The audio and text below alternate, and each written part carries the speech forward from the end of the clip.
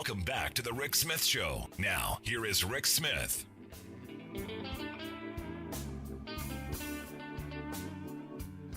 So over the years, one of the things that I have tried to do is talk about how we make lives better. And as a union guy, I say all the time, the best thing that ever happened to me is the day I put a union card in my wallet and carried a contract in my back pocket. The fact that for every moment that I've worked, I've been compensated well. The benefits, the health care, the retirement, all of that have been superior because of my union and the negotiation of our contract. And I want that for everybody. I've said that 1,000 times. The best way for me to change our economy, to close the massive inequality that we see in this country, is to get more people carrying union cards and having contracts. And I look at what just came out from the Illinois Economic Policy Institute. They've got a new study out saying that what they've found is that union apprenticeship programs, they may actually be better for the middle class than a traditional 4-year degree. And look, I'll tell you, I know a lot of people who've got degrees. I've got a couple of them myself. The guy who did my plumbing makes a lot more than they did. The people who did the brickwork in the back, a lot more than most folks I know with 4-year degrees, which is why, and oh, by the way, can't outsource these jobs. That's the important part. That's why one of the things that we've done on this program is push the idea of union job, better life, and our apprenticeship programs being a huge part of that.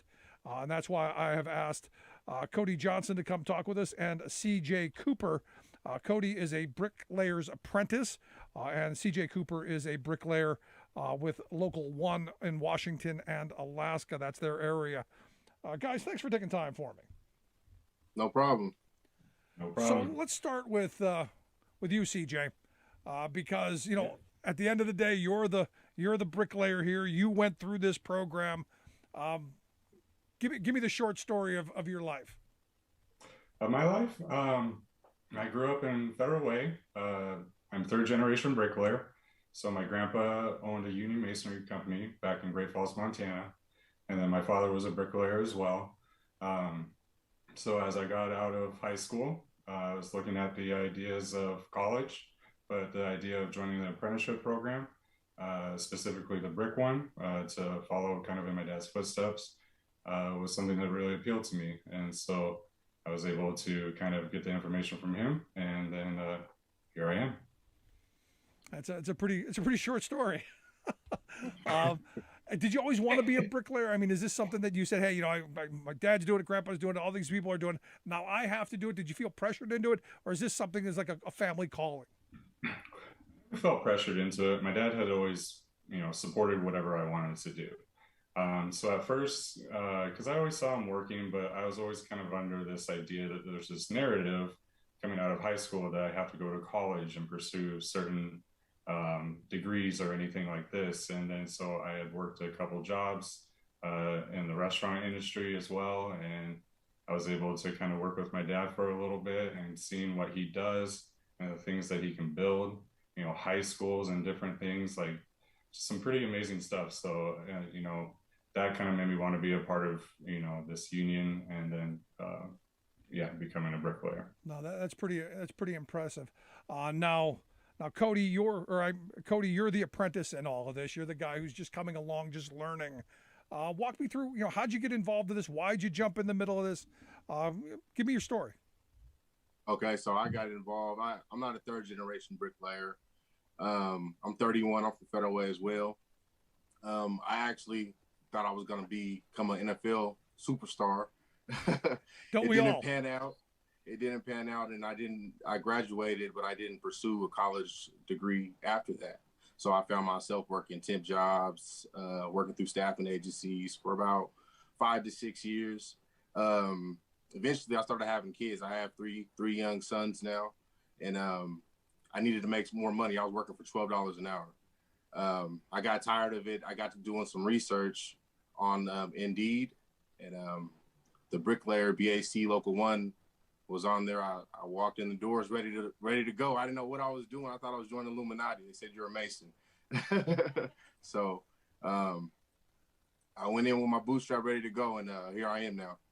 That's an incredible story. So walk me through some of this, because the the apprenticeship programs that I've talked to people about, they're challenging. The important part is you get paid while you're learning it. Walk me through what your experience thus far has been.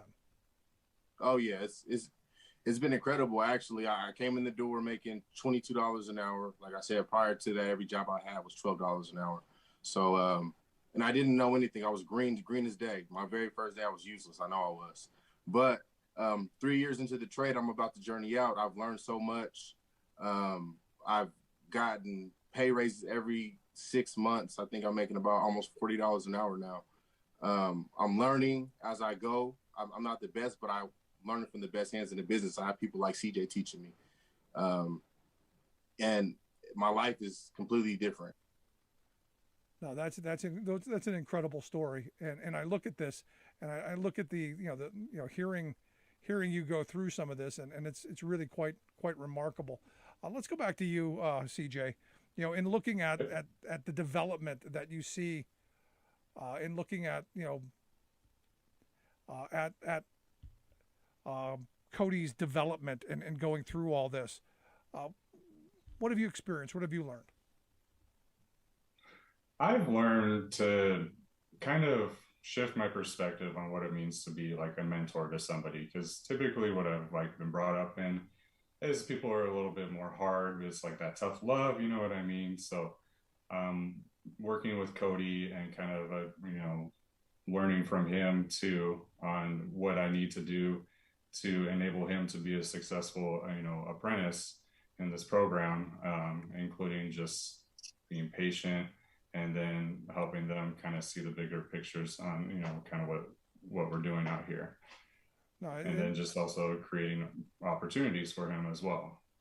And it's got to be like a friendship scenario. I mean, this is, being a mentor is one thing, but, taking somebody under your wing and really honing their skills and caring about them, that's an important thing.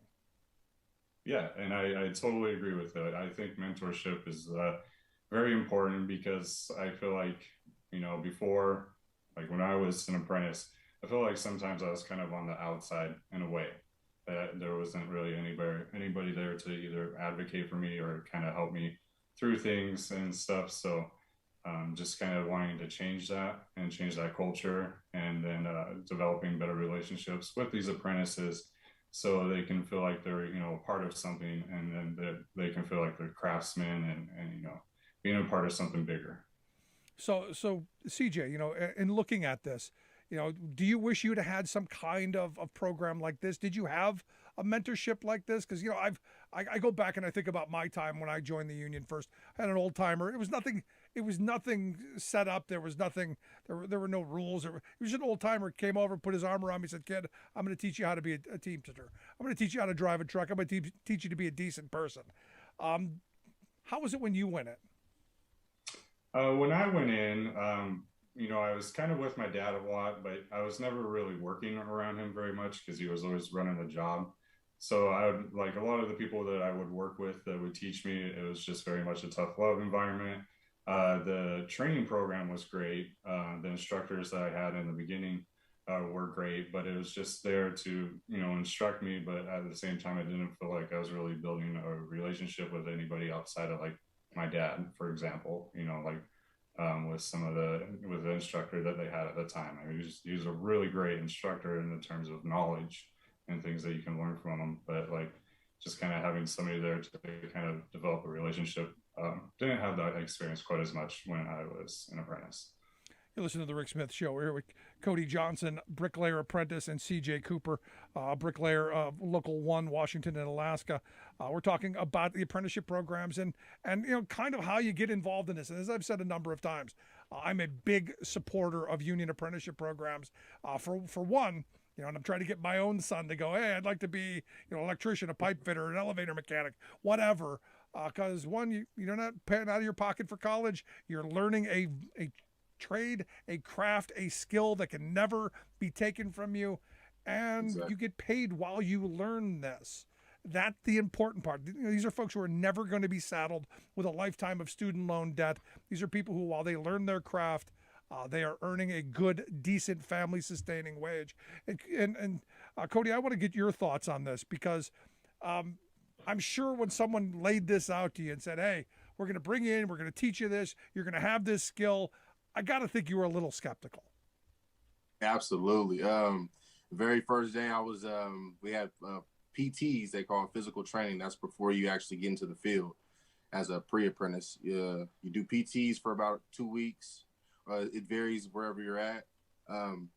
The instructor pretty much took us around to the other journeymen who were at the school at the time, and he asked each one of them, how much are you making? How much are you making? And every one of them was like $1,200 to $1,500 a week. And at the time, I was making that in like 3 weeks. So I didn't believe him. But like I said, I stayed down, and 3 years later, I'm making that much. It's beautiful. That is incredible. So CJ, how is he? How's he doing so far? He's doing great. We've been working together since the summer of 2020, and he's come a long way since coming aboard with us. And he's also had a lot of other great people around him as well to help train him. But yeah, he's doing really good. He's right on track to journey out, I feel like, as far as knowledge and skills. So I'm really proud of him. No, that's Thank fantastic. you, brother. So no stories, nothing. He cemented something to the wrong thing, turned the brick backward. None of that. Oh, I'm sure there's some out there, but trying to put it on the spot, I'm like going through the catalog in my brain, trying to see if I can pull something, but I can't think of anything right now. We're always having fun though. And that's the part of it. That's the great part of this. So let me ask you a last line of question for you here, Cody, because you're the important part of all this. CJ's already done his apprenticeship program. If you're talking to someone else, you're talking to a young kid who's getting out of high school. Let's say you're talking to my kid, who I'm trying to push in the direction of, learn a skill. If you want to go to college down the road after you have this skill that you could take with you, do that. What's the message to that kid? I'm telling them, first of all, I'll ask them, because, there are things better than, if you have something better to do, that could possibly make you more money, and they have a plan, you plan it out, go that way. But if you don't, I would ask them, okay, what are you going to do? If it doesn't equal out to making close to 6 figures a year, then you need to go join an apprenticeship program, whether it be pipe fitting, whether it be electrician, whether it be bricklaying, whether it be, some type of union, because that's going to bring you security. It's going to bring you good pay. It's going to bring you health benefits. It's going to bring you a retirement plan. And all of those things are they're good ducks to have in a row for whatever direction you're going. Yeah, and it gives you an awful lot of options when you're making a decent family sustaining wage. Now, let's not try and sugarcoat this. You guys bust your behinds, right? Absolutely. Yeah, Every day. We just got done with a 10-hour day together. And you still want to talk to each other after that. Good for you. Good for you guys. That's an important part of it. CJ, you get the last word on this. If you're out there talking to people, if you're talking to someone like Coty here, what's the pitch? There's something here to help you really advance your career. The union is an amazing thing. You have access to continuing education, and as well as traditional training and everything.